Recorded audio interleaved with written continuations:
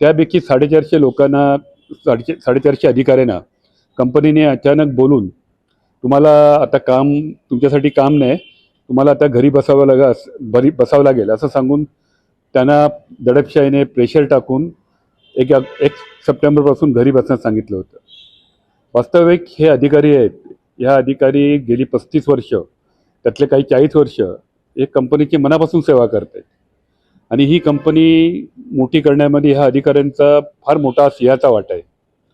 आज ह्या अधिकाऱ्यांनी ह्या कंपनीचं भारतातली सगळ्यात नंबर 1ची वीज वितरण करणारी कंपनी अशी आहे. ह्या 2-3 वर्षामध्ये ह्या कंपनीने जवळजवळ 200 कोटीची रिकव्हरी केली आहे, जी कधी स्वप्नातही कंपनीने विचार केला नव्हता. कंपनीचा जो सिस्टीम लॉस आहे तो 12% होता, तो 4%वरती आणला. त्यामुळे करोडो रुपये कंपनीचा फायदा झाला. तरी इतकं असूनही ही कंपनी या अधिकाऱ्यांना काढून दादागिरी दहशतीच्या मार्गावरती व्हेंडर आणण्याचा प्रयत्न करत आहेत आणि त्या निषेधार्थ, त्या अन्यायाविरुद्ध आझाद मैदान येथे आम्ही या अधिकाऱ्यांच्या कुटुंबासहित धरणं आंदोलनाचं आयोजन केलं आहे. सकाळी उद्या मंगळवार दिनांक 25 रोजी सकाळी 10 ते 6 वेळेत धरणं आंदोलन होणार आहे. एकूण संख्या किती लोकांची असणार? एकूण संख्या 300 ते 400च्या आसपास आहे आणि हे आंदोलन नक्कीच 100% सक्सेस होणार आहे. ह्या आंदोलनामुळे कंपनीचं तर लक्ष वेधणार आहे, सरकारचंही लक्ष आणि जनतेचंही लक्ष वेधणार आहे. कारण हे अनुभवी जर अधिकारी ह्या कंपनीतून निघून गेले तर मुंबई उपनगर कधीही अंधारमय होण्याची दाट शक्यता आहे.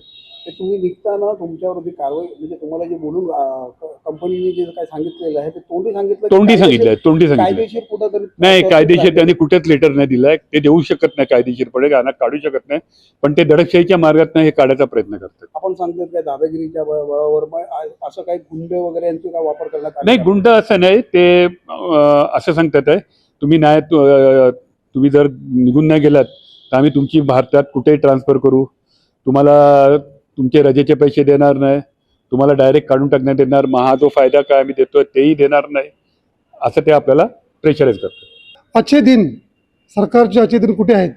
कामगार बेकार होतात, तरुण पिढी बेकार होते, कॉक्रोच आंदोलन होते. आता अदानीचे ज्येष्ठ कामगार, हे कामगार आज बेकार होणार आहेत. सरकारचं लक्ष कुठे आहे? उद्या तीव्र आंदोलन होऊन जर मुंबई अंधारात गेली तर दाब विचारणार कोण?